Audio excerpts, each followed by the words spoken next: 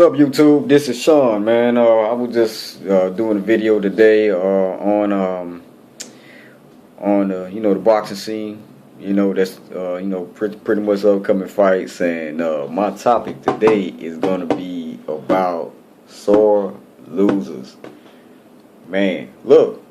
Before I get any more, to hit the like, share, and subscribe button, or dislike. Just let me know you're watching. Just let me know your input. First of all, I want to give out my email address. My email address is murrayturner4@gmail.com. Email me. Give me an idea on anything you want me to do an analysis on, or any tips on anything as far as boxing and kickboxing. To the people that subscribe to me, man, I appreciate y'all, man, and hey, I look forward to keep doing this. But unlike a lot of people, I have to work. And my hours are cut short during the day, and I have to find time to do this along with train, and then go do a 8 to 16 hour shift. So I have to find time to do this, man, and along with taking care of my daughter and everything, and trying to be just being a man. Anyway, I was looking at YouTube channel, which made me want to do a video about this, about people not accepting defeat, man. Sometimes at times, if you beat, the best thing to do is to go back to the drawing board and figure out what made you beatable. What did your opponent expose in your arsenal that made him the victor in the fight? Now, I was looking at this video about this brother named Bermane Stiverne. Bermane Stiverne, was a former WBC heavyweight champion. He lost to Wilder. Now, me being from Bama, I watched that fight, and I didn't see, anything that he did was effective against Wilder. He made a lot of calculated mistakes. If you got a guy that's lengthy and you're trying to rush in, he can control you with the jab if you don't have good head movement. Or a lot of boxers, I don't understand why they don't use their block. A lot of trainers don't teach that cross block that we may use in martial arts. I remember time sparring. I'm 5'11". I sparred a guy that was 6'3". And before I got in the ring with him, I knew he was gonna jab.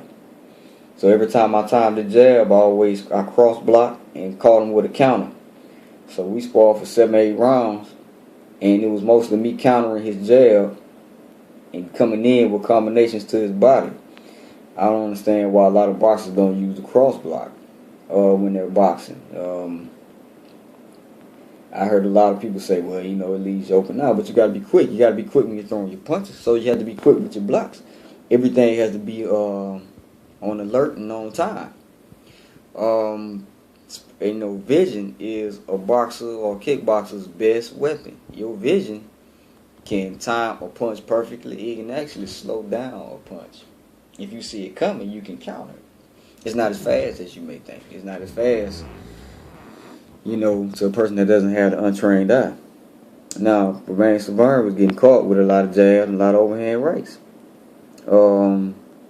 Mainly, with him being 6'3" and Deontay Wilder being 6'7" or 6'8" or whatever, he was able to use his length to beat Bermane Stiverne. But at the same time, man, you got beat. So sometimes you have to accept defeat and go back to the drawing board and see ways you can change your game up to win. So you shouldn't go around calling people fake champions and this and that. It makes you look real salty, and it makes you look whack. You can't accept defeat, man. It's like somebody getting knocked out in the first round, then coming back and say, oh, that dude ain't beat me. He ain't do nothing. He just knocked me out. That wasn't shit. He won, but that wasn't shit. I went to the hospital, but that wasn't shit either. He still ain't shit. Come on, man. Sometimes you have to give people credit where credit is due. And I see a lot of that going on in the fight game now. A lot of people becoming sore losers, man. You know, I'm gonna catch some flack from some Cole fans, but I understand why he feels the way he feels about the loss. All you can do is fight for. All you can do is fight for a rematch. Kathy Duva and your management team, they should push for a rematch if you feel like you were mistreated. That fight to me could have went either way. I wouldn't have been surprised if either one would have won or lost. You know what I'm saying? So, in my first time I had Kovalev win, I had to go back and actually watch the fight again and see why the judges gave the score to Andre Ward. But, you know, when they said he won in the announcements, I was like, whoa, okay then, shit, all right. I know it's gonna be a rematch, cool. But at the end of the day, man, sometimes you have to just be like, well, I gotta go back to the drawing board. I gotta go look at some film and see what I did wrong. Film works. Look, see what I did wrong, and then come back bigger, faster, stronger, or come back quicker, slimmer, more elusive. You know, just you gotta add certain things to your arsenal that's gonna make you good, and take away the things that is not gonna help you. It's gonna make you beatable. So, when it comes to, you know, your mind mentally, man, if you're a man, you don't want to accept defeat. But sometimes, man, if it's there and there's nothing you can do about it, sometimes you have to be like, well, know what? This shit ain't happening to me again. I lost, but I'm not going to lose. I lost an amateur fight. I lost a championship fight. And ever since then, I'm like, yo, man, I'm not losing shit. I'm not losing. And most of my fights since then been stoppages. Because it always played in the back of my head. I got beat. And me and the guy that I fought, we're going to see each other again, pro circuit. And that defeat that I took from him, I'm going to bring to the ring with the idea of, with the notion that I'm not losing. This is going to be another stoppage. You know, so once you get your first stoppage, knockout, TKO, hey, look, man, ain't nothing like it. You keep wanting to get stoppages, but you also have to take into consideration that the guy that you're going to fight, he may be thinking the same way you're going to fight. So you got to be, so at that time, you had to turn into a dog. You got to go in there and get it. It's like a dog fetching. You got to fetching for that item that you want. You're going to go get it. Got to be a dog in the ring. But, you know, I just thought that, damn, man, it's been, what remains to burn, it's been over 2 years, man, since you lost, man. Just take that shit and keep it going, man. You don't need bad talking to somebody. That lets me know then, if I'm doing that to somebody, that means that he not only beat me physically, he beat me mentally. And I just can't get over it. It's like a damn relationship you with a female and y'all break up, she can't get over it, so she gonna do some shit to try to fuck up your next relationship because she ain't over you yet. And, you know, that's some female shit, you know, that they be doing sometimes, man, in boxing. You know, get over it, man. Just come back and win, you know. I see that a lot. And, you know, even in UFC, even Bellator, you know, everything, you know, some people just don't want to accept the fact that they lost. Just come back stronger. Yo, that's it for right now. I look forward to, there's a lot of big fights on December 10th with that MMA and boxing. It's a big card in boxing, man. Got one of the Charlo twins fighting Julian J. Rod Williams, and you that's gonna be a good fight there, man. That's two hungry dogs, man. I think that one of the twins, what is Charlo? They got the IBF. I think he want to go to middleweight. So ain't nothing wrong with that. Sometimes making that weight is hard. You know, I had to make 175 and under to fight at super middleweight in kickboxing. But you know, whenever I turn pro, that's a welterweight division, 170. Or middleweight division, or 175. You know, that weight there, it look good. You're ripped and you're shredded, but you're tired, you're hungry, you're pissed off. Can't wait to eat.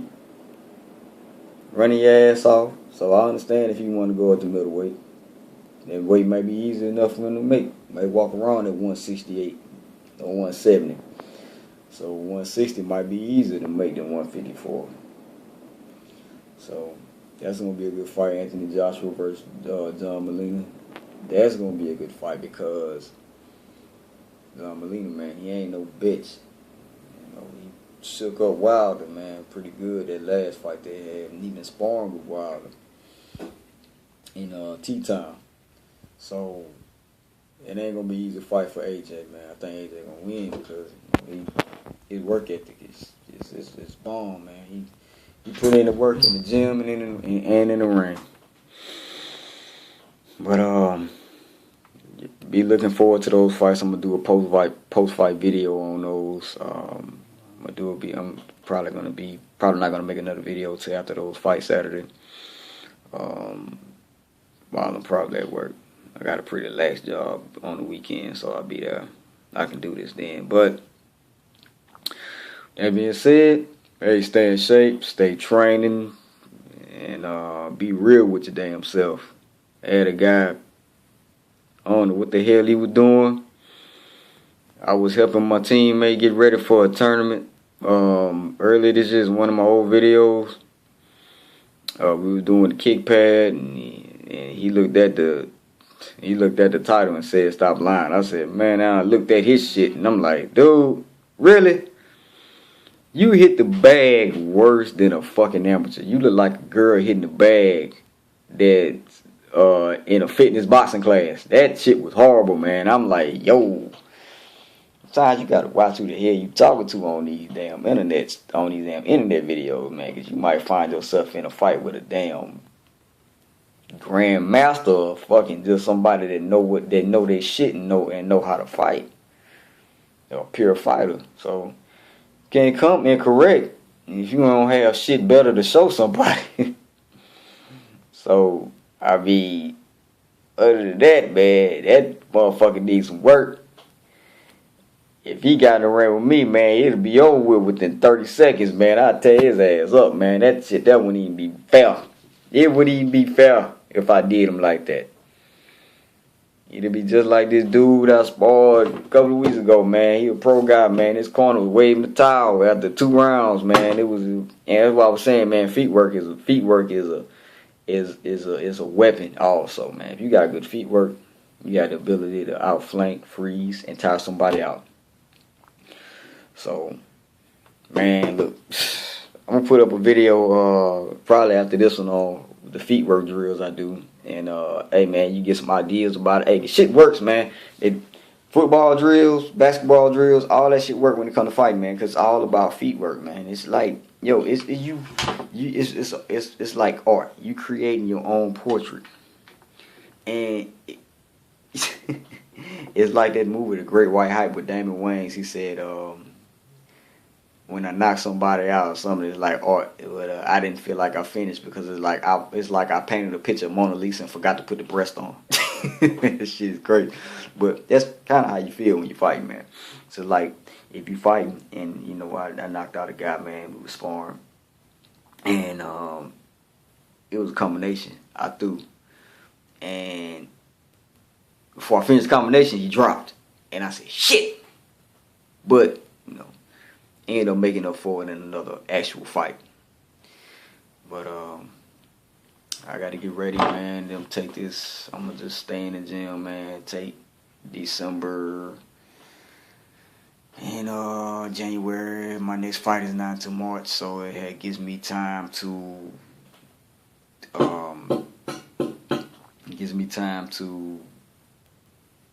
get everything in order. Make sure my game is A1, because when I turn pro, man, I don't want to leave nothing behind. 34 years old, be 35 in February, man. I'm already old in the game as far as the game, but I'm young in my mind. You know, I'm in shape.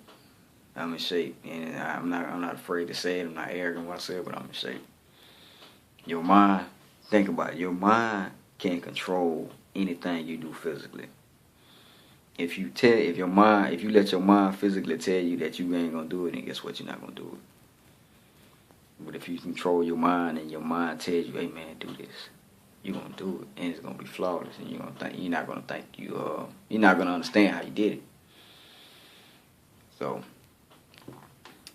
that being said, y'all stay in shape, get your diet down, be great. Like, share, subscribe, email me, murrayturner4@gmail.com.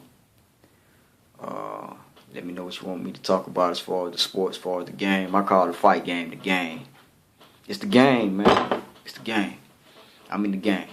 Just like if you're fighting, you in the game, man. It's the fight game. We in the game. And it's a great fraternity to be in. We in the game. And we have to play it like it's supposed to be played with only one objective. And that objective is to win. So peace, love, y'all be safe out there. It's Christmas. People probably out there acting stupid, want to rob you. Able to defend yourself, protect yourself. Especially if you live in a crazy city. Be on point, be alert, and peace out. This is the Scorpion. I'm out. One.